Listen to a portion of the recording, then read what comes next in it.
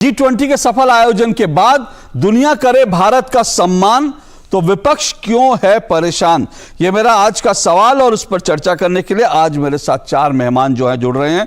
आइए चारों मेहमानों का परिचय करवा दूं। मेरे साथ बीजेपी की राष्ट्रीय प्रवक्ता शाजिया इल्मी मेरे साथ जुड़ चुकी हैं। मेरे साथ कांग्रेस के नेता राहुल सिंह काजला जुड़े हैं। मेरे साथ अशोक यादव जुड़े हैं, समाजवादी पार्टी के राष्ट्रीय प्रवक्ता हैं। और मेरे साथ प्रोफेसर श्रीराम चौलिया जुड़े हैं, वैश्विक मामलों के, अंतर्राष्ट्रीय मामलों के, कूटनीति मामलों के विशेषज्ञ। आप चारों मेहमानों का बहुत बहुत शुक्रिया।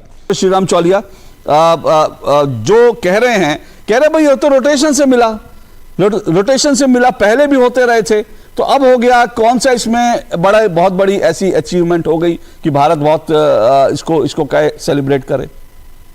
अशोक जी, अध्यक्षता मिलना करिश्मा नहीं है।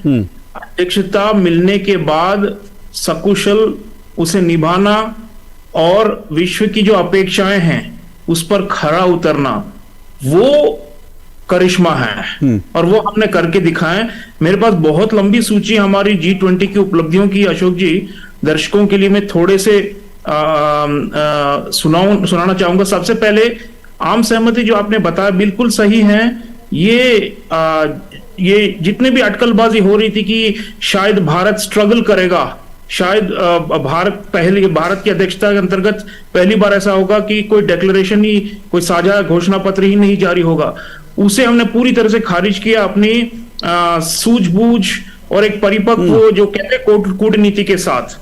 तो बहुपक्षवाद का पुनर्जागरण हुआ है। बहुपक्षवाद जो कहते हैं मल्टीलैटरलिज्म विश्व भर में खतरे में था, भारतीय नेतृत्व ने उसे जीवित किया, बहुत बड़ी उपलब्धि। दूसरा, जलवायु परिवर्तन से जूझने के लिए वित्तीय संसाधन जुटाने में हम इस बार कामयाब हुए हैं। विकसित देशों को उसमें लिखा है, देखिए दिल्ली घोषणा पत्र में लोग पढ़ें, एक बिंदु पे लिखा हुआ है कि 2023 ऐसे पहला वर्ष होगा जब विकसित देश जो भुगतान उन्हें विकासशील देशों को देना चाहिए जलवायु परिवर्तन और ग्रीन ट्रांजिशन के लिए, वो पहली बार वो निभाएंगे वादा। देखिए हमने कटिबद्धता दिखाई है। तीसरी चीज, स्त्री पुरुष समानता और नारी नेतृत्व वाला विकास, विमेन लेड डेवलपमेंट, ये हमारा नारा था G20 का। और इस पे इतने अनुच्छेद हैं घोषणा पत्र में, आपको ताज्जुब होगा। इवन जलवायु परिवर्तन में भी हमने वो जेंडर डायमेंशन हमने लाए हैं। और लेकिन अशोक यादव जी ने कहा, उन्होंने कहा कि ये बाध्यता थोड़ी होती है, ये तो डॉक्यूमेंट रिलीज हो गया, लोगों ने सहमति दे दी, तो इसका क्या मतलब है? कोई बाध्यता तो होती नहीं। देखिए अंतरराष्ट्रीय स्तर पर किसी भी संस्थान का कोई बाध्यता नहीं होती है।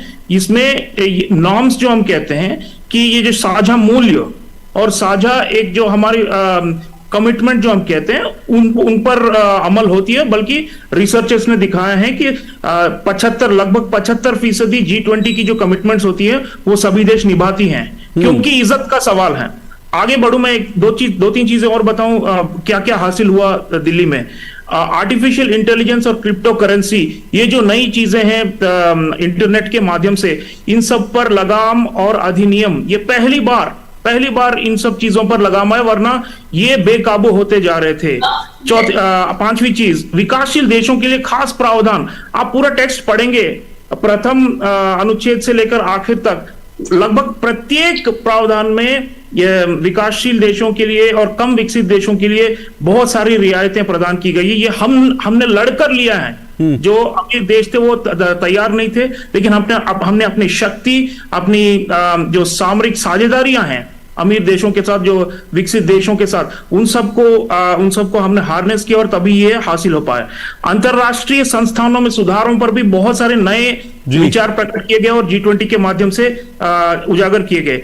और आखिरी एक बात बताऊंगा, पॉइंट नंबर 14, बिंदु नंबर 14 लोग पढ़ें, यह युग युद्ध का नहीं है। ये हमारे प्रधानमंत्री जी का नारा है। उन्होंने सीधे प्रेसिडेंट व्लादिमीर पुतिन से भी मुखातिब होते हुए कहा था और ये G20 ने अडॉप्ट कर लिया है। और इस प्रकार अनेक और बायोफ्यूल्स अलायंस वगैरह बहुत सारी नई चीजें हैं, ग्रीन डेवलपमेंट पैक्ट। अब मैं क्या बताऊं, अगर जो समझना ना चाहें या जो आंख और कान बंद कर लें और जो ओछी राजनीति करे, उन्हें शायद ये वो भांप नहीं पा रहे हैं कि ये कितनी बड़ी उपलब्धियां हैं। देखिए सूची बहुत लंबी है, मैं पूरा पढ़ भी नहीं पा रहा हूं। मैं जानता हूं, लिस्ट बहुत लंबी है। कल्याण, विश्व का सुधार और वैश्विक व्यवस्था को एक न्याय संगत दिशा भारत की है, और इसके लिए तालियां वाहवाही हर जगह बजे। आखिरी बात मैं बताऊंगा अशोक जी, ये जो कह रहे हैं कि जापान की मीडिया, मैं वहां पे योजना स्थल पे था, शिखर बैठक जहां हुई थी,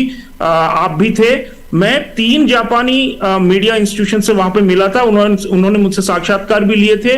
टोक्यो ब्रॉडकास्टिंग सिस्टम, निके एशिया, जापान टाइम्स, इन तीनों ने आपको आपके दर्शकों के दिलचस्पी होगी, उन्होंने एक सवाल पूछा, how did mister Modi achieve this grand success. वो ये नहीं पूछ रहे कि ग्रैंड सक्सेस था कि नहीं, वो ये पूछ रहे कि आप नुस्खा बताइए हमें, क्योंकि हमने सोचा भी नहीं था कि इतने बड़े पैमाने पर सफलता प्राप्त करेगी भारत। ये चमत्कार कैसे हुआ। तो जापानी मीडिया हो, जर्मन हो, सिंगापुर चैनल न्यूज एशिया हो, डॉयचे वेल ऑफ जर्मनी हो, मैंने इन सब से बातें की हैं। वहां पे 1000 से ज्यादा विदेशी पत्रकार थे लगभग। तो उन सब में से मैंने तो जहां तक मैंने देखा है, सब वाहवाही चल रही थी, सब बहुत ही सराहनीय भारतीय नेतृत्व की वाहवाही कर रहे थे, तालियां बजा रहे थे। बिल्कुल बिल्कुल। मुझे कहानियां ना बनाए, असलियत हमने देखी।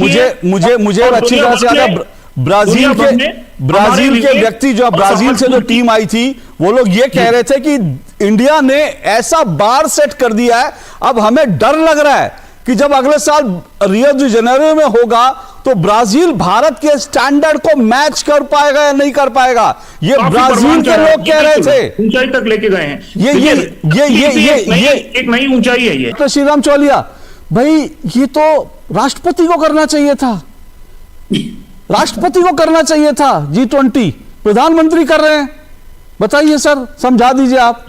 मुझे लगता है ये शायद 5वीं या 6वीं में हमने पढ़ा था कि राष्ट्रपति और प्रधानमंत्री के कार्य जो है, क्या क्या कार्य उनकी शक्तियां होती हैं और संविधान में उनका क्या क्या दर्जा है। लेकिन मुझे लगता है आज शायद 5वीं 6वीं का कोर्स एक बार फिर रिपीट कर लेते हैं। डॉक्टर श्रीराम चौलिया। अशोक जी, उस बात पर तो देखिए, संविधान के हिसाब से हेड ऑफ गवर्नमेंट जो हम कहते हैं, राष्ट्र शासनाध्यक्ष, वो ही G20 में प्रतिनिधित्व करते हैं किसी भी देश का।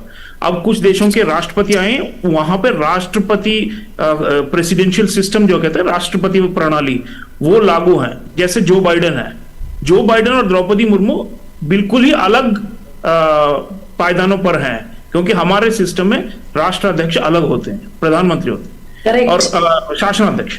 दूसरी चीज ये G20 के दौरान हमने ये भी देखा, ये जो बहुपक्षवाद की मैं बात करता हूं, मल्टीलैटरलिज्म, उस पर हमेशा ध्यान होता है।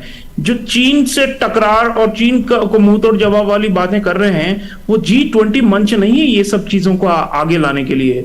बल्कि शी जिनपिंग नहीं आई तो चलिए ठीक है, हमने फिर भी उनके जो भी प्रतिनिधि मंडल के प्रमुख थे, उनके प्रीमियर आए थे, उन्हीं के साथ हमने बातचीत की।